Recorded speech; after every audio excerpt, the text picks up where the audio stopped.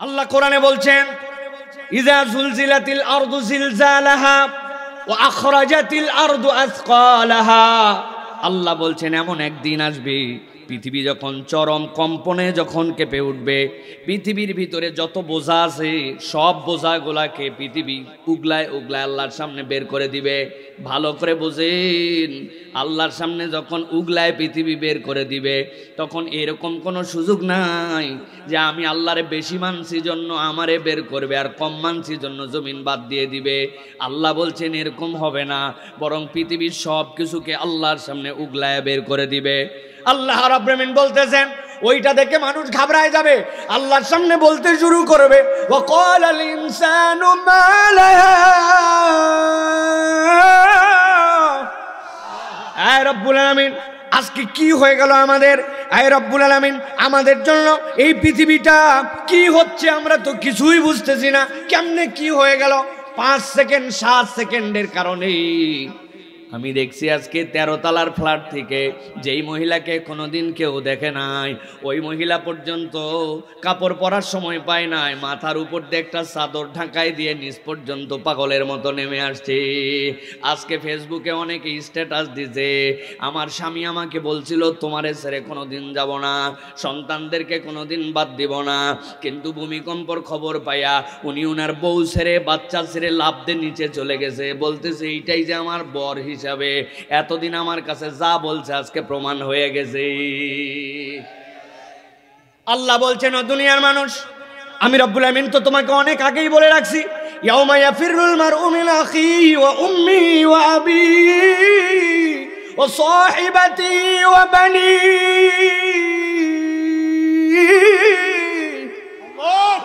তোমার আত্মীয় স্বজন ওই দিন তোমাকে চিনবে না। দিবসটা এমন ভয়াবহ হবে, আল্লাহর সামনে যখন তুমি হাজির হবে আল্লাহ রাব্বুল আমিন বলছে ইয়াউমা ইযিন তুহাদ্দিসু আখবারাহা।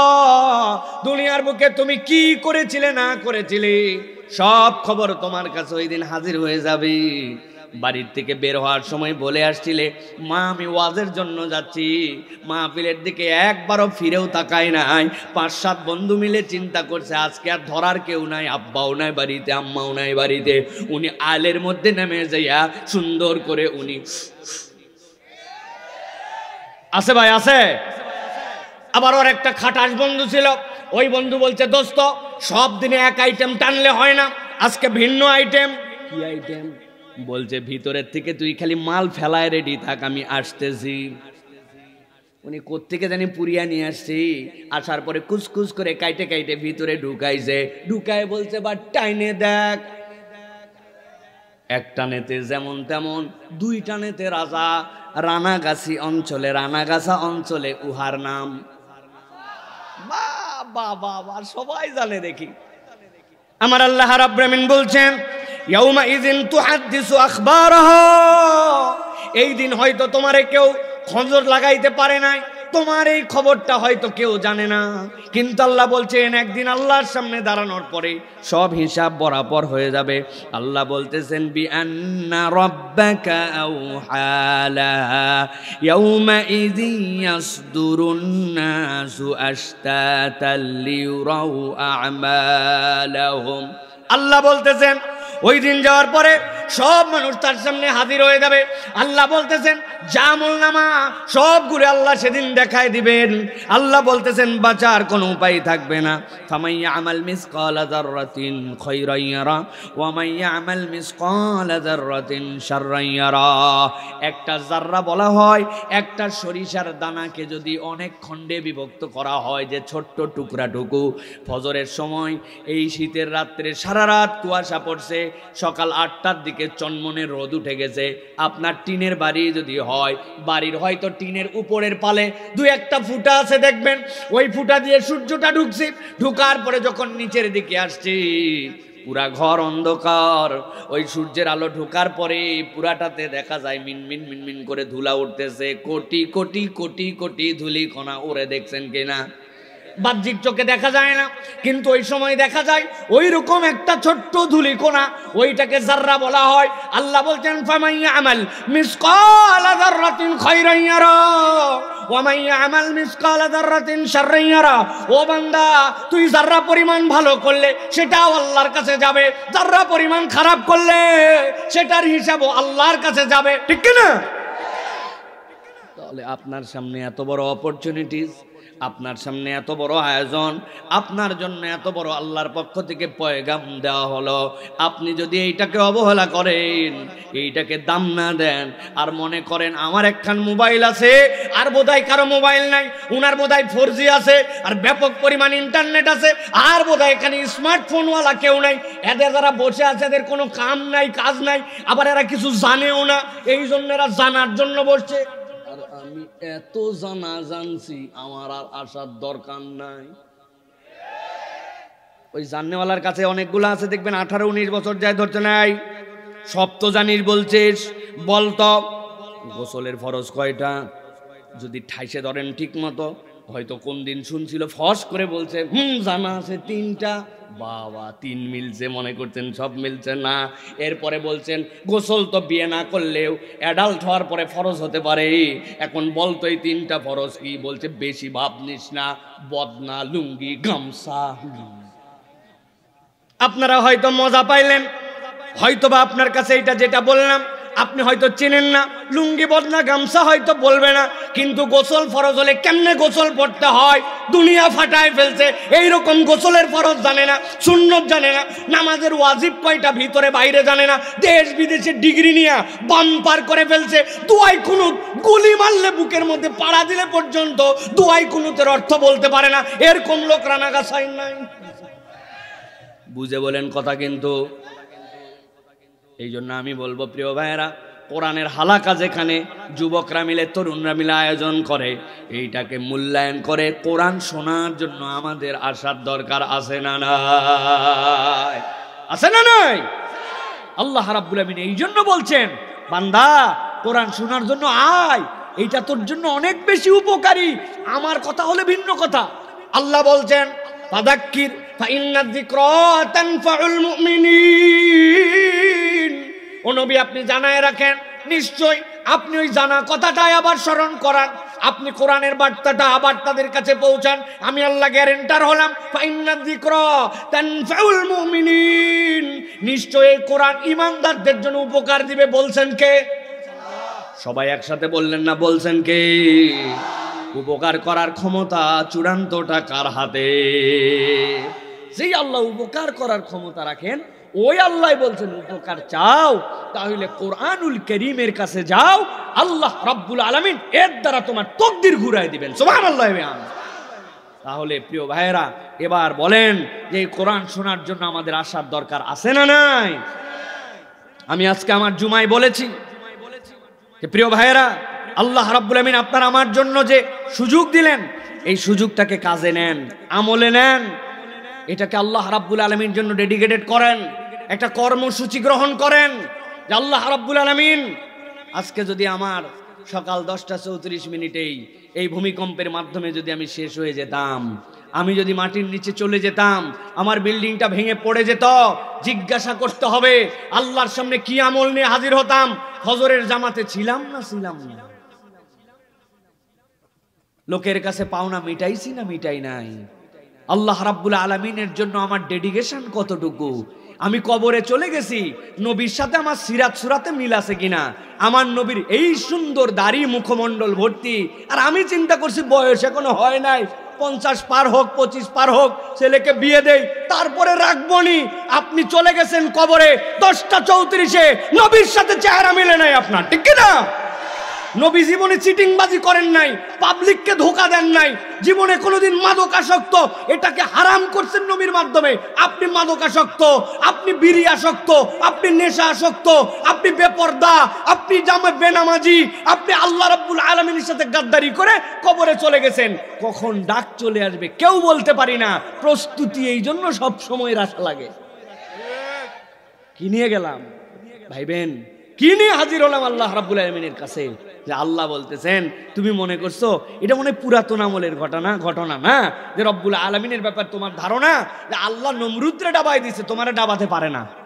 আহা, এই জন্য বলছি প্রিয় ভাইরা, কমসে কম আল্লাহ আমাদের জীবন যেহেতু আরেকবার ভিক্ষা দিলেন, অন্তত পক্ষে 60টা কাজ করার চেষ্টা করেন, তওবা করে আল্লাহর কাছে ফেরত চলে আসেন। যা ভুল করছি আল্লাহ আর ভবিষ্যতে করব না।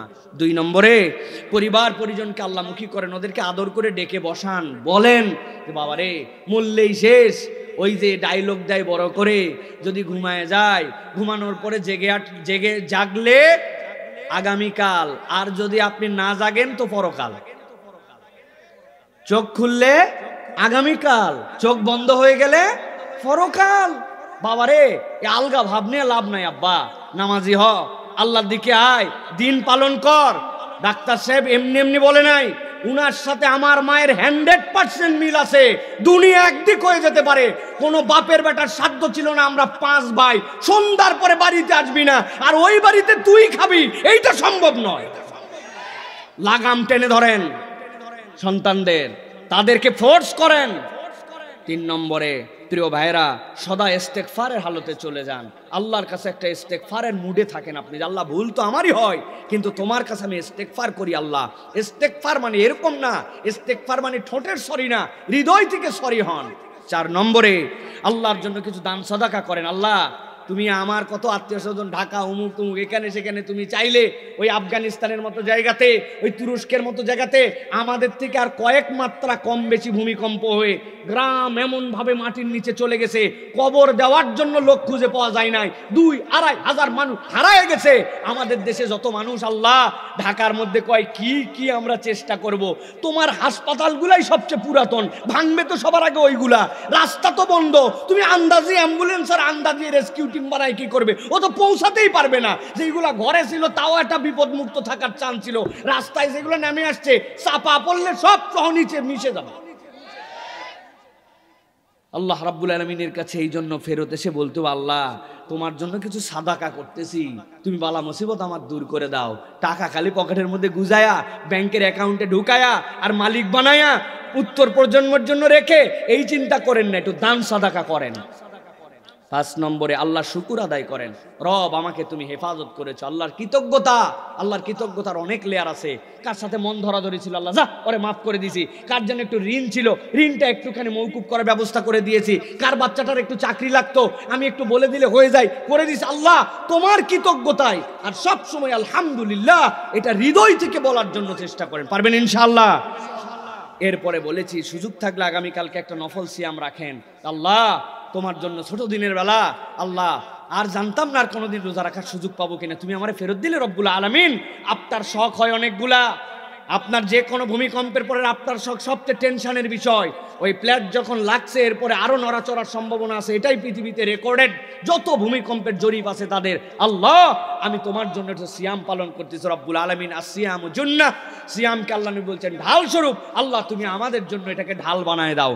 আর নফল সালাত আদায় করেন অন্তত 2 রাকাত হলেও, আল্লাহ তোমার জন্য আমি নফল সালাত আদায় করলাম। আল্লাহ আমি তোমার কৃতজ্ঞতায় যে তুমি আমাদের দেশকে, আমাদের শহরকে, আমাদের মানুষকে, আমাদের আপন আত্মীয় স্বজনকে তুমি হেফাজত করছো। তবে আল্লাহ বুঝবে যে ধাক্কাটা দেওয়ার পরে এই বান্দা ফেরত আসছে, এখন আগেও যা পরেও তা, আমার যেরকম ইচ্ছা দুনিয়া ওই রকমই চলতেছে। তাইলে কি আল্লাহর সাথে আমাদের কমিটমেন্ট ঠিক হলো ভাই? করার জন্য চেষ্টা করি, রাজি আছি তো ইনশাআল্লাহ। তাহলে আজকে আল্লাহ রাব্বুল আলামিনের সামনে উপস্থাপনের কয়টা হালত নিয়ে আলোচনা হবে? 3টা। একসাথে বলেন কয়টা? জোর হলো না? হাতগুলা নিচে এরকম করে রেডি করেন, আমি যেই বলবো কয়টা একসাথে হাত তুলে দেখাই দিতে হবে 3টা। কয় হালতের আলোচনা হবে? সব হাত ওঠে নাই, ওয়ান মোর টাইম, হাত নামান। কয় হালতের আলোচনা হবে? আরেকবার, কয়টা? মাশাআল্লাহ, অনেকেই বলতে পারেন যে ভাই এত হাত তোলা মোলা কি শুরু করলো সাইফুল্লাহ ভাই? এটার কারণ আছে। গত বছর কি ওয়াজ হয়েছে আমি যদি জিজ্ঞাসা করি, আল্লাহর দয়ায় বলা কঠিন, ঠিক কিনা ভাই? মনেই নাই, ওইগুলো নিয়েই যাই নাই আমি বাড়ি। কিন্তু যাওয়ার পরে বলছে এইবার একটা বক্তা আসছিল ফাটাফাটি, গতকালকে ওয়াজও হয়েছে ফাটাফাটি। একজন বলছে ঢাকায় বিপদের কারণে, জ্যামের কারণে আমি আসতে পারিনি ভাই। কি ওয়াজ করছে, কি ফাটালো? বলছে তা বলতে পারবো না, কিন্তু ফাটাইছে। এই আলোচনা চায়ের দোকানে আছে না ভাই? আজকে আর কোনো সুযোগ নেই। এইটা আপনার বাড়ি পর্যন্ত নেওয়ায় ছাড়বো ইনশাআল্লাহ। রাজি আছেন তো ইনশাআল্লাহ? চলেন তাহলে আমরা সমস্বরে একসাথে কোরআনুল কারীমের মধ্যে প্রবেশ করি। বিতাড়িত শয়তান থেকে আশ্রয় প্রার্থনা করে একটা জবান বন্ধ রাখবেন না। সকলে আমার সাথে পড়েন, আউযু বিল্লাহি মিনাশ শাইতানির রাজীম, বিসমিল্লাহির রাহমানির রাহিম। ولو ترى إذ وقفوا على النار فقالوا يا ليتنا نرد ولا نكذب بآيات ربنا ونكون من المؤمنين। আমার আল্লাহ রাব্বুল আলামিন বলছেন, কিয়ামতের দিন যখন হয়ে যাবে, এক শ্রেণীর লোক আল্লাহর সামনে উঠবে। আল্লাহ রাব্বুল আমিন তাদের ব্যাপারে বলছেন, ও আমার হাবিব, দুনিয়ার বুকে যখন আপনাকে এই দিন দেয়া হয়েছিল, দেওয়ার পরে আপনার উম্মতের উপরে, আপনার সাথীদের উপরে নতুন ঈমান আনয়ন করেছিল যারা, তাদের উপরে কি পরিমাণ অত্যাচার হয়েছে, কি পরিমাণ তাদের প্রতি বর্বচরিত আচরণ করা হয়েছে, এইটা আপনার চোখে আপনি বেলালের ক্ষেত্রে দেখেছেন, হযরতে সুমাইয়াকে দেখেছেন। তার পরিবার সহ ঈমান আনার কারণে ইসলামের ইতিহাসে প্রথম সেই মহিলা যাকে আবু জেহেল ডেকে তার সামনে এনেছিল, আনার পরে জিজ্ঞাসা করেছিল, শুনছি তুই একাই নাকি ঈমান আনিস নাই, পরিবার পরিজন সহ নাকি ঈমান আনছিস? হযরতে সুমাইয়া স্বামী মক্কার অধিবাসী ছিলেন না, তিনি ইয়ামেনের বাসিন্দা ছিলেন। তার এক ভাই ছিল মালিক নাম। ওই মালিক তার মক্কায় আসার পরে ভাইটা হারায় গিয়েছিল। ছোট ভাইকে খোঁজার জন্য ইয়ামেন থেকে তিনি যখন আসছেন মক্কায়, আসার পরে ছোট ভাইকে পাইছেন, কিন্তু আর তিনি ফেরত যান নাই। ওই মক্কায় থাকা অবস্থাতে সুমাইয়া রাদিয়াল্লাহু তাআলা আনহার সাথে বিয়ে হয়েছিল। এরপরে তার সন্তান হয়ে গেল, পরিবার নিয়ে ঈমান আনলেন। আবু জেহেল তার সামনে ডেকে এনে জিজ্ঞাসা করছিল, কেন তুই ঈমান আনলি? নিশ্চয় মুহাম্মদ সাল্লাল্লাহু আলাইহি ওয়াসাল্লাম দেখতে শুনতে অনেক সুন্দর, ওই সৌন্দর্যের প্রতি আকৃষ্ট হয়ে তুই ঈমান আনছিস। হযরতে সুমাইয়া ওই আবু জেহেলের মুখের সামনে উত্তর দিছিল, বদকার কোথাকার, তোর আর তোর মায়ের মতো আমার চরিত্র দুশ্চরিত্র নয়। আল্লাহু আকবার। সহ্য করতে পারে নাই, হাতের মধ্যে একটা বর্ষা ছিল, নিক্ষেপ করে দিল খানায় কাবার চত্বরে। লজ্জাস্থান ভেদ করে সুমাইয়া রাদিয়াল্লাহু তাআলা আনহার বর্ষা চলে গেল। সুমাইয়া রাদিয়াল্লাহু তাআলা আনহা শহীদ হয়ে গেলেন। ইসলামের ইতিহাসে অনেক শহীদ হবে, কিন্তু জীবন দেওয়ার ক্ষেত্রে প্রথম শহীদ হিসাবে আর কেউ সুমাইয়া রাদিয়াল্লাহু তাআলা আনহার মর্যাদা নিতে পারবে না। আল্লাহ রাব্বুল আমিন বলছেন, আপনি এরকম অনেক কিছু দেখেছেন ও আমার হাবিব, কিন্তু আল্লাহ রাব্বুল আমিন আপনাকে আজকে একটা ভিন্ন কিছু দেখাবেন। রব্বুল আলামিন কিয়ামতের দিনে বলতেছেন, ও আমার হাবিব, আপনি ওই দিন ভিন্ন একটা দল আপনার সামনে উঠবে, তাদেরকে দেখতে পাবেন। ওয়ালাউ তারা ইয উকিফু আলান নার, যদি আপনি তাদেরকে দেখতেন যারা জাহান্নামের সামনে ওই দিন হারায় দাঁড়ায় গেছে। যখন জাহান্নামের সামনে তারা দাঁড়ায় গেছে, জাহান্নামের দরজা খুলে গেছে, আল্লাহ রাব্বুল আমিন বলছেন তাদেরকে হাঁকায় হাঁকায় জাহান্নাম পর্যন্ত নিয়ে আসা হয়েছে। জাহান্নামের সামনে দাঁড়ায়া সবগুলা একসাথে চিৎকার করে বলতে শুরু করেছে, ফাকালু ইয়া লাইতানা নুরাদ্দু ওয়ালা নুকাযযিবা বিআয়াতি রাব্বিনা ওয়া নাকুনা মিনাল মুমিনিন। ও আমার আল্লাহ, আমরা জাহান্নামের সামনে চলে আসছি, আজকে আমাদের জন্য আফসোস আর আফসোস। কি আফসোস তোমাদের জন্য? নুরাদ্দু, যদি একটা সুযোগ পাইতাম তাহলে আমরা দুনিয়ায় আবার ব্যাক করে যাইতাম, একবার যদি ফেরত যেতে পারতাম। তোরা তো দুনিয়ার থেকে এখানে আসছিস, আবার কেন দুনিয়ায় যেতে চাস? সাথে সাথে তারা বলতে শুরু করবে, আল্লাহ, দুনিয়ায় তো এমনি এমনি যেতে চাই না, দুনিয়ায় যাওয়ার কারণ হচ্ছে একবার যদি আমরা দুনিয়ায় ফেরত যেতে পারতাম। ওয়ালা নুকাযযিবা বিআয়াতি রাব্বিনা, দুনিয়ায় থাকা অবস্থায় তোমার অনেক আয়াত আমরা অস্বীকার করেছিলাম, তোমার আয়াত আমরা স্বীকার করেছিলাম, কিন্তু কিছু আয়াত আমরা অস্বীকার করেছিলাম, মানি নাই। একবার যদি ফেরত যেতে চাই পারি আমরা দুনিয়ায়, তাহলে এইবার আমরা আর কোনো আয়াত আর অস্বীকার করব না। জিজ্ঞাসা করি আমার ভাইয়েরা, দিল লাগায় বলেন তো, হাসরের ময়দানে হাজির হয়ে যাওয়ার পরে দুনিয়াতে আবার কি ব্যাক করে যাওয়ার কোনো সুযোগ পাওয়া যাবে? আমার রব্বুল আলামিন বলছেন, আল্লাহ রব্বুল আলামিনের সামনে ওই বান্দারা যখন হাজির হবে আর বলতে শুরু করবে, একবার ফেরত গেলে আমরা আর কোনো আয়াত অস্বীকার করতাম না। আমি এখানে জিজ্ঞাসা করি আপনার কাছে, আমাদের কাছে, বুঝে থাকলে উত্তর দেন তো, আমরা কি আল্লাহ রাব্বুল আলামিনের কোনো আয়াত কি অস্বীকার করি নাকি? বুঝে উত্তর দিবেন, করি নাকি?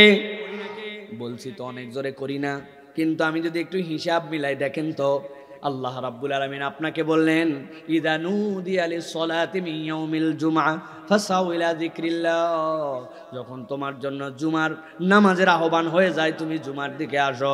অধিকাংশ মুসলমান ওই ডাকে আহ্বানে সারা দিয়ে আগে হোক আর পরে হোক জুমার নামাজে হাজির হয়ে যায়। আল্লাহর ডাকেই তার মানে ওই বান্দা সারা দেয়। আল্লাহ যে জুমা পড়তে বলছেন এইটা স্বীকার করে, কিন্তু যেই বান্দা জুমার নামাজ পড়লো ওই বান্দায় দেখা যায় আসরের নামাজ পড়ে না, ওই বান্দায় দেখা যায় মাগরিব পড়ে না, ওই বান্দায় পুরা সপ্তাহ ফজর পড়ে না।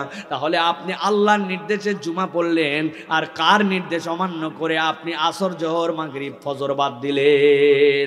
আপনি বড় গলায় বলছেন আমি আল্লাহর আয়াত স্বীকার করি না, কিন্তু আমার আচরণে প্রমাণ হয় আমি আল্লাহর আয়াতের প্রতি বিশ্বাসও ঠিকঠাক মতো করি না, ঠিক কি না?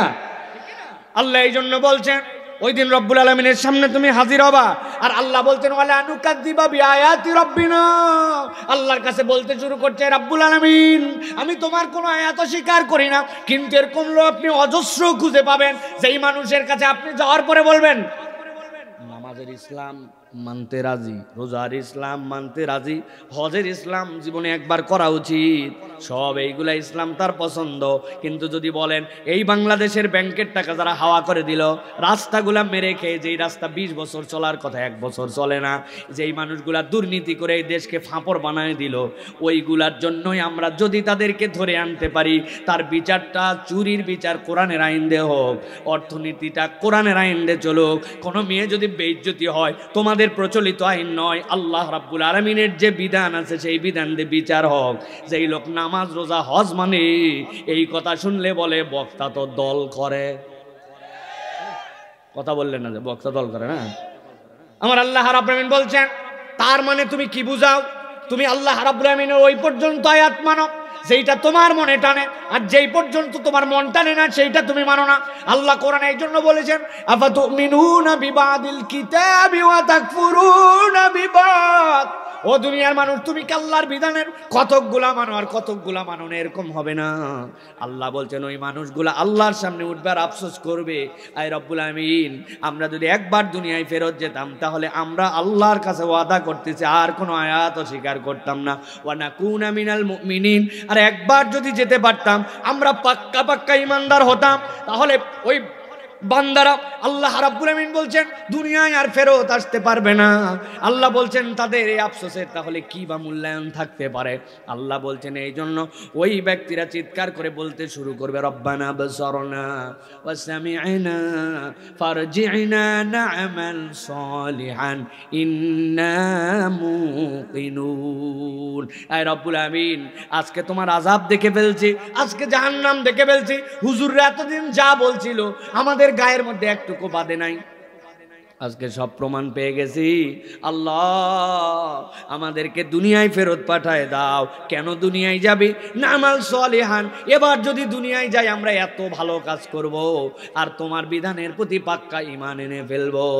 তার মানে বোঝা যায় এই দল যখন আল্লাহর কাছে উঠবে এদের অপরাধ হবে 3টা। 1 নম্বর আল্লাহ রাব্বুল আমিনের আয়াতের ব্যাপারে পূর্ণ বিশ্বাসী নয়, 2 নম্বর দুনিয়ায় তাদের নেক আমল নাই, আর 3 নম্বর ওই মানুষগুলা জেনে না জেনে, জেনে না বুঝে আল্লাহ রাব্বুল আলামিনের আয়াতগুলা বলার পরেও তাদের ঈমানের মধ্যে মজবুতি ছিল না, ঠিক না? ও দেখছে 5 সেকেন্ডের ভূমিকম্পে বিল্ডিং পড়ে গেল, নড়ে গেল, আর আল্লাহ বলল ইজা জুলজিলাতিল আরদু জিলজালাহা, ওর মনের মধ্যে এটা এফেক্ট পড়ে না। এরকম মুসলমান আছে না ভাই? আল্লাহ বলছে তুই হারাম খাইস না বান্দা, তুই মদ খাইস না, তুই মাদকতা গ্রহণ করিস না। ও ভূমিকম্প দেখলো, আল্লাহর সূর্য দেখলো, সব বিশ্বাস তার আসলো, কিন্তু এইখান থেকে সে বের হতে পারলো না, আল্লাহর নির্দেশ তার মধ্যে ফিল করে না। আল্লাহ বলছেন ওই দল আল্লাহর সামনে উঠে ওই দিন আফসোস আর আফসোস করবে। ওই দিনের আফসোস প্রথমে তাহলে 3টা হবে, আমল নাই, আল্লাহর প্রতি বিশ্বাস নাই, আর রব্বুল আলামিন তোমার আয়াতগুলো আমরা স্বীকার করি নাই, তাহলে দুনিয়াতে আমাদের যদি এরকম কোনো ডিস্টার্ব থাকে, এইটা সারায় যাওয়া লাগবে না নিয়ে গেলে কবরে মাপ পাওয়া যাবে? অতএব প্রিয় ভাইরা, আমরা আল্লাহ রাব্বুল আলামিনের জন্য ডেডিকেটেড হই এবং আজকের থেকে নিয়ত করি যে আমরা আমাদের আমল বাড়াবো এবং আল্লাহর কোনো আয়াত আমার মাথায় ধরুক চাই না ধরুক, আমি ওইটার প্রতি ঈমান রাখবো। ঠিক কি না? ও ভাই, পণ্ডিতি করে কোনো লাভ নেই। পণ্ডিতি করলে ধরা খেয়ে যাবে। আজ থেকে 20 বছর আগে যেটা অবাস্তব দুনিয়া ছিল, আজকে আপনার কাছে সেটা তামাশা। 1990 সালে যদি আপনার বাড়িতে কথার কথা কোনো ফ্যান লাগানো হয়েও থাকে, আর ওই ফ্যানের জন্য কেউ যদি বলে ভাই ফ্যানটা একটু ঘুরাও, তো আপনারা যদি বলে ওই যে দরজার পিছনে দেখো সুইচ আছে, ওই জায়গায় যায় চাপ দাও, ও দেখছে কোনো তার দেখা যায় না, কিছু না, কয় দরজার পিছনে সুইচ, তুই কি ইয়ার কি মারিস নাকি আমার সাথে? বলতো কিনা ভাই? তারের সংযোগ নাই, কিচ্ছু নাই। ওইটা 1990 হয়তো হতে পারতো, কিন্তু 2025 সালে যদি কোনো তার বাহির দিয়ে যায় আর ওই বাড়িতে যায়, বলবেন হাই হাই মিস্ত্রি না কি রে, বাড়িটার সৌন্দর্যই নষ্ট করে ফেলছে, সব উপর দিয়ে দিছে। তাহলে ওই সময়ের বাস্তবতা আর 2025-এর বাস্তবতায় আপনার জ্ঞানই তো তাহলে আসমান জমিন পার্থক্য হয়ে গেছে। কথা বললেন না যে ভাই? 1980 সালে কেউ যদি বলে এই যে লোহার একটা বাবা, এই যে তোমার একটা জিনিস দিছি লোহার পাত, এই সাইজের তো অনেক কুড়ালও ছিল, এই কুড়ালের মধ্যে মুখ চাপলে তোমার বেটা সৌদি আরব থাকে, তুমি দেখতে পাবে। বলছে আহারে তোর বাপ তো ভালো ছিল, এই ছেলেটার মাথা কেমনে ডিস্টার্ব হলো, সবাই মিলে একটু ধরে পাবনা দাও রে, বয়স কম আছে, ঠিক হলে হতেও পারে। ঠিক কিনা? 1980 সালে এটা আপনার কাছে সুদূর পড়া হতো, অবাস্তব। আর 2025 সালে শুধু বাস্তব না, ওইটা আপনার ছেলে কি করে না করে, সকাল সন্ধ্যা দুপুর রাত ভিডিও কলে দেখা যায়। যদি না দেখা যায় বলবে তুই ব্যাকডেটেড। ঠিক কিনা? তার মানে জ্ঞান কিভাবে আমাদের পরিবর্তন হচ্ছে। তাহলে আল্লাহর আয়াত সব যে আমার মাথায় ধরবে এটা তো বাস্তব নয়, কিন্তু আমি ঈমান এনেছি, মাথায় ধরলেও মানি না ধরলেও মানি, ওইটার নাম হচ্ছে ঈমান। আল্লাহ বলছেন ওই ঈমান যদি না আনো কিয়ামতের দিনে তুমি ঘাবড়ায় যাবা। ঠিক কি না? তাহলে আল্লাহর আয়াতের প্রতি আমরা বিশ্বাস রাখবো তো ইনশাআল্লাহ। চলেন এবার 2 নম্বর গ্রুপ। আল্লাহ রাব্বুল আমিন বলছেন কিয়ামতের ময়দানে নবী আপনি দেখবেন দ্বিতীয় একটা দল আল্লাহর সামনে হাজির হচ্ছে। কি তাদের কি ভাষায় কিভাবে তারা আল্লাহর সামনে হাজির হবে?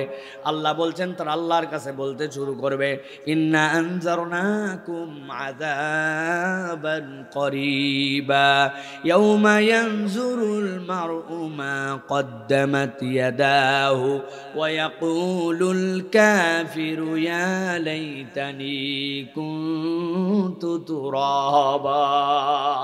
আল্লাহ বলছেন ওই মানুষগুলা যখন তাদের আযাব অতি নিকটপূর্ণ হয়ে যাবে, ওই মানুষগুলা আল্লাহর সামনে যখন হাজির হবে, ইয়াউমা ইয়ানজুরুল মারউ মা কদ্দামাত ইয়াদাহু, অগ্রে সে কি ফ্লেক্সি লোড করে আসছিল, ডিপোজিটের জন্য সে কতটুকু তার আমল নামায় প্রেরণ করছিল, সবগুলা তার আমল নামায় রব্বুল আলামিন হাজির করে দিবেন। ওই বান্দা দেখে ফেলবে সামনের জন্য সে কি আল্লাহ রব্বুল আলামিনের কাছে প্রেরণ করে আসছিল। যাওয়ার পরে দেখবে আরে আমার তো সংযোগ বিচ্ছিন্ন ছিল, আমি মনে করছিলাম যে আমার মোবাইলটা চার্জ খুব হচ্ছে, কিন্তু আমার মোবাইলের বাটনও লাগানো ছিল, প্লাগও লাগানো ছিল, পাশে সুইচ দেওয়ার কথা, ওই সুইচ দিতে আমার মনে ছিল না। আল্লাহ বলতেছেন তুমি মনে করছো ধানায় পানায় জিন্দেগি যাপন করছো, এটাই তো আমার জীবন, কিন্তু যাওয়ার পরে দেখবে তার আমল নামায় কিচ্ছু নাই। সাথে সাথে চিৎকার দিয়ে বলতে শুরু করবি, ইয়াকুলুল কাফিরু ইয়া লাইতানি কুনতু তুরাবা, আফসোস রে আজকে যদি আমরা মাটি হয়ে যেতাম বড় ভালো হতো। নবীজি বলছেন কেন তারা মাটি হতে যাবে রব্বুল আলামিনের সামনে, কেন তারা মাটি হতে যাবে তার ব্যাখ্যায় নবীজি বলেছেন। আল্লাহ নবী সাল্লাল্লাহু আলাইহি সাল্লাম বলছেন হাসরের ময়দান কায়েম হওয়ার পরে সব মানুষ সামনে, কিন্তু তার আগে রব্বুল আমিন যত দুনিয়ার পশু প্রাণী ছিল সব পশু প্রাণীগুলোকে সামনে হাজির করবেন, করার পরে তাদের একটা বিচার করতে শুরু করবেন। ওই পশুদের বিচার আল্লাহ রব্বুল আমিন যখন করতে শুরু করবেন, আল্লাহ দেখাবেন দুনিয়ার বুকে 2টা দুম্বা একসাথে চলতেছিল, 2টা ভেড়া একসাথে চলছিল, একটা ভেড়ার 2টা শিং চোখা চোখা করে উঠে গেছে, আর একটা ভেড়ার শিংগুলা মজবুত করে উঠে নাই। এই জন্য যেইটার শিং উঠছিল ও দাপট দেখায়া ঘাস খাওয়ার সময় ওরে দিছে আচ্ছা মতো গুতা খাওয়ার কারণে সে কষ্ট পাইছিল। ওইখানে তার শিং ছিল না বলে সে রিপ্লাই দিতে পারে নাই। আল্লাহ কিয়ামতের দিনে শিংহীন যেটা ছিল তার শিংগুলা উঠাই দিবেন। উঠাই দেওয়ার পরে বলবেন দুনিয়ায় যে কষ্ট দিচ্ছিল এখন তুই গুতা দিয়ে শোধবোধ কর। শোধবোধ দেওয়ার পরে আল্লাহ বলবেন সবগুলো এখন মাটি হয়ে যাও। বাহিমাতুল আনাম যতগুলো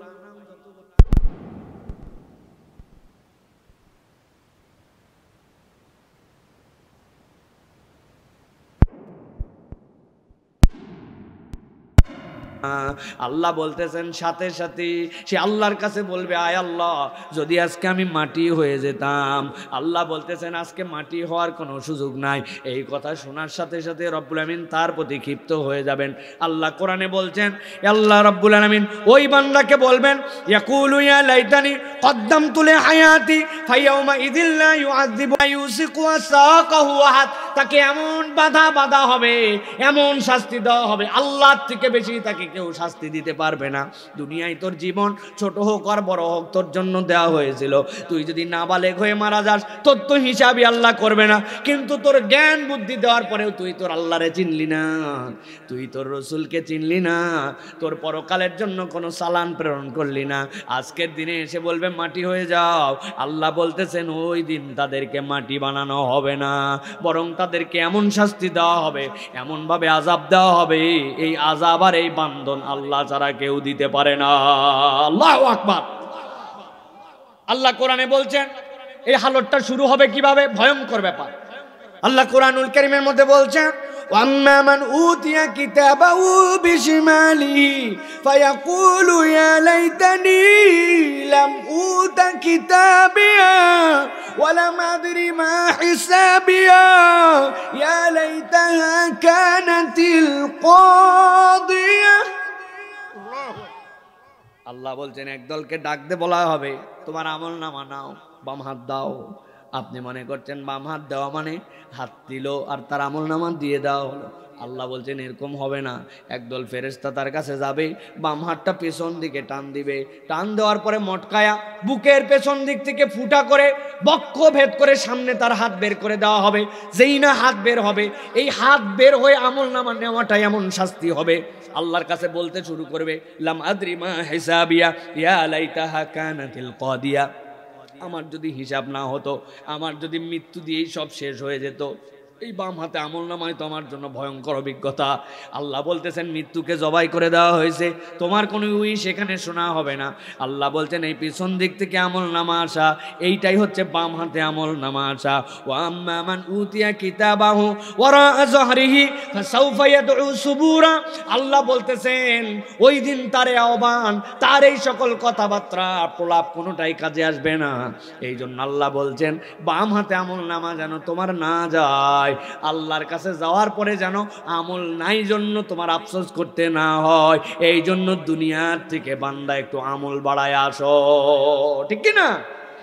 বলি তো ঠিক প্রিয় ভাইরা, কিন্তু আমি তো নিজের জীবন দিয়ে হিসাব মিলাতে পারি না। 10-12 বছর বয়সে মক্তবের পরে প্রাথমিক দিকের পড়ালেখায় যে কয়টা সূরা মুখস্থ করছিলাম, এরপরে গাড়ি হলো, বাড়ি হলো, বউ হলো, বাচ্চা হলো, ফেম হলো, নেম হলো, কত কিছু হলো, কিন্তু ওই যে আলাম তারা থেকে সূরা নাস, এরপরে মুরব্বীরা একটাও সূরা মুখস্থ নাই। বাকি 40 বছর কি করলেন? জিজ্ঞাসা করেন, নিজেকে জিজ্ঞাসা করেন। ব্যাংক ব্যালেন্স হলো, টাকা পয়সা সবই তো হলো, আমার তো নতুন একটা সূরা মুখস্থ হলো না। ওই যে মক্তবে আমারে সানা মুখস্থ করাইছে, 60 বছর বয়স মুরব্বীরা যদি সানার অর্থ ধরেন মুরব্বী হার্ট ফেল করে যাবে। কিন্তু মুরব্বী চায়ের দোকান থেকে ইউক্রেন রাশিয়ার যুদ্ধ চলায়, ট্রাম্পকে বুদ্ধি দেয়, আছে না?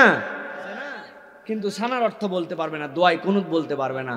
আমি আলেম মানুষ, আমি 2 পারা মুখস্থ করছি, 100টা হাদিস আমার মুখস্থ আছে। এরপরে আমি এটা দিয়ে করে কর্মে খাচ্ছি, আমার বয়স আরো 40 বছর পার হয়ে গেল, আমার আর 2টা নতুন হাদিস মুখস্থ করা হলো না। যে আয়াতের তাফসীর একটা গ্রন্থ থেকে পড়ছিলাম, আরো 2টা গ্রন্থ থেকে আমি পড়ার জন্য চেষ্টা করলাম না। আমার এত ব্যস্ততা, মুসল্লি তাহিয়াতুল মসজিদ পড়ে, দুখুলুল মসজিদ পড়ে, তাহিয়াতুল ওযু পড়ে, ইমাম মুয়াজ্জিন তাহিয়াতুল ওযু পড়তে পারে না, দুখুলুল মসজিদ পড়তে পারে না, সময় নেই। আমার আমল কোথায় বাড়লো? দেখলাম না তো আমল বাড়লো আমার ভাই। মসজিদে একদম 1টা 29 মিনিট 34 সেকেন্ড, বলছে এখনো 26 সেকেন্ড বাকি আছে জোহরের নামাজ। 26 সেকেন্ডে মোবাইলে ডানে ঠেলা বামে ঠেলা উপরে ঠেলা নিচে ঠেলা, ঠেলতে ঠেলতে কতকামাতি সালা, তখন জুতে একটা ভিতরে আর একটা বাইরে দৌড়ায় জামাত ধরে। এরকম মুসল্লি নাই না ভাই আপনাদের গ্রামে? আবার নামাজ শেষ 1 সেকেন্ডের মধ্যে মোবাইল খুলে, উই হ্যাভ এনাফ টাইম। মোবাইলের জন্য স্ক্রিন টাইম নামে একটা অপশন আছে, সেটিংস থেকে যাই চেক করে দেখবেন স্ক্রিন টাইম, যে আপনি কতক্ষণ সারাদিনে মোবাইল ব্যবহার করছেন, আপনি ইউটিউবে কতক্ষণ ছিলেন, ফেসবুকে কতক্ষণ ছিলেন, হোয়াটসঅ্যাপে কতক্ষণ ছিলেন, উইচ্যাটে কতক্ষণ ছিলেন, সবগুলো আপনাকে দেখাই দিবে। আপনি ব্যাককল হয়ে যাবেন, আল্লাহ এই অল্প অল্প খুচরা ব্যবহার করে 8 ঘন্টা ব্যবহার করে ফেলছি, 6 ঘন্টা ব্যবহার করে ফেলছি, কিন্তু আমার জীবনে নতুন একটা আমল যুক্ত হয় না। যুবক, আমার প্রিয় তরুণেরা, ভালো করে মূল্যায়ন করো। তুমি এক জিন্সের প্যান্ট পরছো আর টাকনুর নিচে চলে গেছে, আর একটা দামি একটা মনে করছো জিন্সের শার্ট পরছো, মোবাইলের মধ্যে মোবাইল নিয়ে ঘুরতেছো আর মনে করছো সব হয়ে গেছে। ও ভাই, বহু যুবক বহু তরুণ চিনি আমি, অল্প বয়সে মরে গেছে, আমার বন্ধু বান্ধব মরে গেছে ইউনিভার্সিটিতে বের হওয়ার আগে। আপনি দেখেন নাই কত দাদা তার নাতির লাশ নিয়ে কবরে নামাইছে? কবে আপনি চেঞ্জ হবেন? কবে পরিবর্তনটা কবে? আল্লাহ বলছেন পরিবর্তন যদি না হও তাহলে রব্বুল আলামিনের কাছে যায় ধরা খাওয়া লাগবে। তাহলে এই আইটেমটা কি পাইলাম, যে আমার ব্যালেন্স পূর্ণ করে যেতে হবে। আচ্ছা বলেন তো যুবক, আপনি একটা 20 জিবির ইন্টারনেট প্যাকেজ কিনবেন, ফর এক্সাম্পল এটার জন্য 500 টাকা লাগবে। কত টাকা? 500 টাকা। আপনার অ্যাকাউন্টে আছে 499 টাকা। হবে না তো ভাই? না হবে না? আপনার এটা হবে না? ধরেন আপনি কোনো ফর্ম পূরণ করবেন, চাকরির জন্য আবেদনের জন্য কোন একটা ফর্ম পূরণ করবেন, এখন ওইটাতে টেলিটক থেকে অমুক তমুক সিম থেকে টাকা রিচার্জ করা লাগে না ভাই? এখন আপনার কাছে মনে করেন এটা লাগবে 100 টাকা, আর আপনার মোবাইল আছে 99, কাজ হবে তো ভাই? হবে না। আপনাকে রিপ্লাই দিয়ে দিবে, you have not enough money. আপনি রিচার্জ করেন। তাহলে আপনি এইটা যদি বুঝেন, তাহলে জান্নাতে যাওয়ার জন্য যে আমাদের চালান লাগে, আমাদের যে পুঁজি লাগে, এইটা আমাদেরকে কে বুঝাই দিবে? কেমনে আপনাকে বুঝালে বুঝবো প্রিয় ভাইরা? সময় যেটা পার হয়ে যায় সেটা আর ফেরত আসে না, ঠিক কি না? 3 নম্বরে সর্বশেষ আজকের পয়েন্ট, গভীর মনোযোগে ঠান্ডা মাথায় খেয়াল করেন। আল্লাহ বলতেছে কিয়ামতের ময়দানে রব্বুল আমিনের সামনে যখন হাজির হবে একদল, হাজির হওয়ার পর আল্লাহর কাছে আফসোস করতে শুরু করবে। কি আফসোস? ইয়া ওয়াইলাতা লাইতানি লাম আত্তাখিজ ফুলানান খলিলা। আয় রব্বুল আমিন, বড় ফাঁসা ফেসে গেছি। কেন ফাঁসছিস? আল্লাহ রে, আমরা যদি দুনিয়ায় থাকতে ফুলানকে বন্ধু হিসেবে গ্রহণ না করতাম, তাহলে আজকে আমাদের আর বিপদ হতো না। একসাথে বলেন তো, বন্ধুর নাম কি? ফুলান। বলেন, আপনাদের এই নামে কারো বন্ধু আছে না? তাহলে আমরা তো বাইসে গেলাম, ঠিক কিনা? জি না। এই ফুলান মানে হচ্ছে উমুক। আল্লাহ বলতেছেন এই ফুলান কোনো ব্যক্তির নাম নয়, আরবিতে ফুলান মানে হচ্ছে উমুক, শূন্যস্থান আল্লাহ রাখছেন। আল্লাহ বলতেছেন ওই বন্ধুর জন্য আফসোস করে বলবে, আল্লাহ আজকে যদি উমুকরে বন্ধু না বানাইতাম আমরা বেঁচে যেতাম। আল্লাহ বলবেন এই উমুক বন্ধুর অপরাধটা কি? কি তোর করছিল? তোর পাকা ধানে মই দিছিল নাকি? কি জন্য তুই এই বন্ধুর জন্য দোষারোপ করতেছিস? ওই বান্দা তখন বলতে শুরু করবে, লাকাদ আদাল্লানি আনিয যিকরি বাদা ইয জানি ওয়া কানা আশ-শাইতানু লিল ইনসানি খাযুলা। আল্লাহ ওই বন্ধুর বেশি দোষ ছিল না, শুধু একটা দোষ ছিল, আমি তো হেদায়েতের রাস্তা পেয়ে গেছিলাম, ইসলাম তো পেয়ে গেছিলাম, দিনের বুঝ আমার মধ্যে চলে আসছিল, কিন্তু এমন একটা বন্ধু ছিল তার সাথে চলাফেরার কারণে আমার পাওয়া হেদায়েত থেকে আমারে দূরে সরাই দিয়েছে। কেমনে? আই আল্লাহ, আমি মসজিদের মধ্যে ঢুকছি নামাজ পড়ার জন্য, আসরের জামাত 4টায় ধরেন কথা, ঢুকেই যাচ্ছি মসজিদে, এমন সময় পিছন থেকে এক বন্ধু আসে, আমারে মোটরসাইকেল থেকে হরেন মারছে। দোস্ত কি? দেখ বাইক কোনটা? তাকায় দেখে ইয়ামাহা এফজেডএস, রয়্যাল এনফিল্ড। কই পালি? কই বড় ভাইয়ের একটা বাইক। বলছে যা আজকে অন্তত পক্ষে করটিয়া পর্যন্ত একটা টান দিয়ায়। বলছে আমি খালি নামাজটা পড়ি, তোর বাইকে উঠতেছি, দাঁড়া। কয় ব্যাককল কোথাকার, প্রত্যেক দিন আসরের নামাজ থাকবে, বন্ধুর অভাব নাই, হাতে টাইম নাই, উঠলে উঠ, না হলে গেলাম। কনফিউশনের মধ্যে পড়ে গেছে। পড়ে যে চিন্তা করছে কথা তো ঠিক, বন্ধু তো তার আরও আছে, আর নামাজ তো প্রত্যেক দিনই থাকবে, পরেও পড়া যাবে, এই মনে করে মোটরসাইকেলের পিছনে বেনামাজির পিছনে উঠে ঘুরতে শুরু করে দিয়েছে। 1 দিন 2 দিন করে বেনামাজির পিছে ঘুরতে ঘুরতে নামাজি বন্ধুটাও বেনামাজি হয়েছে। এরকম প্রমাণ আপনার এলাকায় আছে না? না বিড়ি আগে খাইতো না, বিড়ির গন্ধ পর্যন্ত সহ্য করতে পারতো না, কিন্তু বিড়ি করে এর সাথে ঘুরতে ঘুরতে 1 দিন 2 দিন পার করতে করতে 10 দিন যাওয়ার পরেই ওই বিড়িখোর বন্ধু যখন প্রথম সিগারেট ধরায়, ওই বন্ধু তখন বলে তোর পরে কিন্তু আমি ফার্স্ট কল দিয়ে রাখলাম। ফার্স্ট কল মানে কি? মানে হচ্ছে তুই খাবি তারপরে আমি টানবো। কই 10 দিন আগে তো খুব ভাব নিছিলে। আস্তে করেই বন্ধু বিড়িখোর হয়েছে, ঈদের চাঁদে আর বিড়িতে তার দম আসে না, এই জন্য আস্তে করে নেশা করে, গাঁজা খায়, মদ খায়, মাদকতাতে পার হয়েছে। এরকম খারাপ বন্ধুর সাথে মিশে ওই ছেলের আচরণ পরিবর্তন হয়েছে, আছে কিনা? মাদ্রাসায় থাকে কতগুলা ছেলে, মাদ্রাসার ছেলে পর্যন্ত তার চুলের কাট দেখলে, তার আচার আচরণ দেখলে আপনি অবাক হয়ে যাবেন। মাদ্রাসায় ভালো এনভায়রনমেন্ট, এলাকায় আসার পরে দেখবেন ওর বাপ মা আর মাদ্রাসায় ওরা দিতে পারতেছে না, কেননা এমন বন্ধুর সাথে ঘুরছে, মাদ্রাসার আকর্ষণ সে হারায় ফেলছে। এইগুলা একটাও আসমানি বিদ্যার কথা বলতেছি না, আপনাদের চোখের সামনে এগুলা হয় কিনা?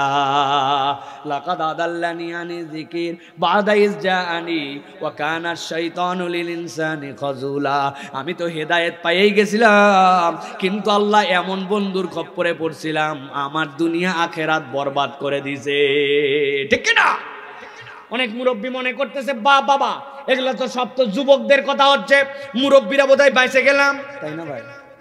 অনেকগুলা মুরব্বীরও খাটাস খাটাস বন্ধু আছে, দেখবেন আসরের নামাজ পড়ে 3 মুরব্বী একসাথে বাড়াইছে, চায়ের দোকানে বসছে, 3 জন পাশাপাশি, ডানের জন গীবত কমিটির সভাপতি, বামেরটা সেক্রেটারি, মধ্যেরটা পান খিলাল করতেছে আর ডানেরটা বলতেছে আর বলো না ইমাম সাহেবের যে কি কি বদ অভ্যাস। ইমাম সাহেবের দোষ ধরে উনি উদ্ধার করে ফেলতেছি। কোন প্রবাসী আছে তার বইয়ের নামে উল্টা পাল্টা কথা বলতেছে, বামের জন বলছে রাখতোর কথা রাখতে হলে পুরাতন কথা, নতুন 2টা ঘটনা শোন। উনি নতুন কথা বলে, মধ্যের জন কথা বলে না, মধ্যের জন বসে আছে আর পান খাচ্ছে আর খিলাল করতেছে, আর 2 জনের কথা শুনতে শুনতে শেষে বলছে তোরা থাম তো, এগুলা কথা বলা উচিত না। তবে না বলেও পারি না, আল্লাহ মাফ করুক, কথা ঠিক, বুঝেন না? এগুলা কথা বলা উচিত না, না বলেও পারি না, আল্লাহ মাফ করুক, কথা ঠিক। উনি সাথে তাল দিয়ে দিছে, দেওয়ার আগে পিছে এমন ভাবে বলছে যেন উনি বিরাট বড় বুজুর্গ, সারাদিন যা কামাই করছে পেছনে গীবত করে সবগুলা বরবাদ করছে। এরকম কতগুলা মুরব্বি মার্কা শয়তান এলাকায় আসে না? না রাগ হলেন বাবা? রাগ হয়েন না ভাই, রাগ হয়েন না। আমল একটাও যাবে না আপনার, যা কামাই করছিলেন সব বরবাদ হয়ে গেছে। ওইটা যদি মিথ্যা হয় গীবত, আর ওইটা যদি অপবাদ হয় তাহলে বুহতান। বুহতান যদি আপনি করেন, যেই মহিলার নামে অপবাদ দিচ্ছেন, যেই হুজুরের নামে, যেই ব্যক্তির নামে, তার দোষ যদি না থাকে আর আপনি যদি বলেন, ইসলামী শরীয়ত থাকলে গজারির লাঠি দিয়ে 80টা লাগায় আপনার পাছা মোবারক লাল করে ফেলার নির্দেশ হতো। এরকম অনেক মানুষ আমরা আছি, আমরা বুঝি না যে আমার বন্ধুত্বের কারণে আমার জীবনের আমল নামা বরবাদ। আমার আল্লাহ বলছেন আল্লাহর সামনে দাঁড়ায় যাবে, তারা আফসোস করবে। ওই আফসোসের সময় নবীজি আসবেন। আল্লাহ বলতেছেন ওয়া ক্বালার রাসূলু ইয়া রাব্বি ইন্না কওমি ইত্তাখাযু হাযাল কুরআনা মাহজুরা। ও আমার আল্লাহ, এত সহজে তো আমি নবী এদেরকে ছেড়ে দিব না।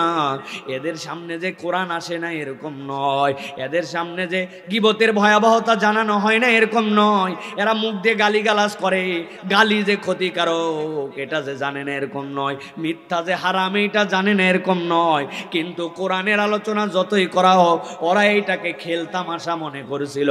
অতএব আজকের দিনে আল্লাহ একটা আযাব নয়, আমি আল্লাহ বললাম তাদের ডবল পানিশমেন্ট হওয়া লাগবে। একদল লোক সাথে সাথে বলতে শুরু করবে ইয়া লাইতানি কুনতু মাহুম ফাফুযা ফাওজান আযীমা। আহারে, আজকে যদি আমি ওদের সাথে হতাম, নবীওয়ালার সাথে হতাম, ইসলামপন্থী হতাম, আজকে বেঁচে যেতাম। আল্লাহ বলতেছেন দুনিয়ার মানুষ, বিশেষ করে আজকে টাঙ্গাইল সদরের আপনার এই রানা গাছের মানুষ, বুকে হাত দিয়ে বলেন আজকে আল্লাহ রাব্বুল আমিনের নবীর এই কথা আপনার সামনে জানায় দেওয়া হলো, কিন্তু জিজ্ঞাসা করি বলেন তো ভাই, কিয়ামত কি আমাদের হয়ে গেছে? আল্লাহর সামনে কি আমরা দাঁড়ায় গেছি? কিয়ামত হয় নাই, আল্লাহর সামনে দাঁড়ায় নাই। আজকে আপনার সামনে এটা জানায় দেওয়া হলো। আল্লাহ বলছেন আমি দয়া করে তোরে জানালাম, ওই দিন যায় যেন তোর আফসোস না হয়, তুই যেন কার সাথে ঘুরবি এইটা চিনতে যেন ভুল করিস না। আজকের থেকে নিজের জীবনের মোড় ঘুরায় দাও। বেনামাজির সাথে ঘুরতে পারো তাকে নামাজি বানানোর জন্য, কিন্তু বেনামাজি তোমার বন্ধু হতে পারে না। গালিবাজ যেইটা ওর মুখ শুধরানোর জন্য নসিহত করতে পারো, কিন্তু ও যদি মুখ না শুধরায় ওই গালিবাজ তোমার বন্ধু হতে পারে না। মোবাইল নিয়ে বের হলেই যে হারাম অ্যাপ্রোচ তোমাকে করে, বাজে জিনিসের দিকে ডাকে, ওরে হেদায়েতের জন্য তার সাথে তুমি সম্পর্ক রাখতে পারো, কিন্তু যদি দেখো সে এত বেশি আসক্ত, এত বেশি খারাপ, দুনিয়া একদিক হয়ে যেতে পারে, তার সাথে তোমার খায় খাতির থাকবে না। লোকে বলতে পারে সুফি সাহেব হয়ে গেছে, খুব বুজুর্গ হয়ে গেছে, বাপ রে বাপ, যে যারটা বলুক, আল্লাহর সাথে আমাকে আমার জন্য দাঁড়াতে হবে, ঠিক না? অতএব প্রিয় ভাইরা, আমার কথা শেষ, সংক্ষেপ, তিনটা হালত ভালো করে মুখস্থ করে নেন। আল্লাহর সামনে উঠতেই হবে, কিন্তু যাই বলবো আল্লাহ দুনিয়া আরেকবার যেতে চাই, নো চান্স।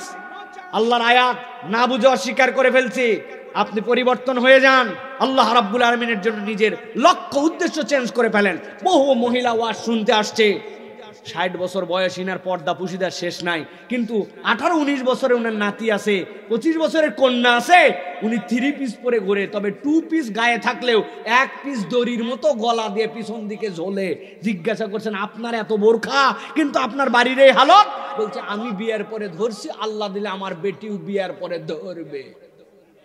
আছে না এরকম? আপনি আল্লাহর আয়াতের সাথে তামাশা করেন, আল্লাহর বিধানের সাথে আপনি ইয়ার কি মানেন না? তাহলে আল্লাহর বিধান আমাকে পূর্ণ বিশ্বাস করতে হবে, আমল বাড়াতে হবে, পরকালের ডিপোজিট হিসাব করতে হবে, কার সাথে ঘুরতেছি আগামী কালকের থেকে সিদ্ধান্ত নিয়ে চলতে হবে। বলে দেওয়ার দায়িত্ব আমার, মানবো কি না মানবো এটা যার যার বিবেচনার সিদ্ধান্ত, ঠিক কিনা? অতএব প্রিয় ভাইরা, আল্লাহ আমাদেরকে বোঝার তৌফিক দান করেন।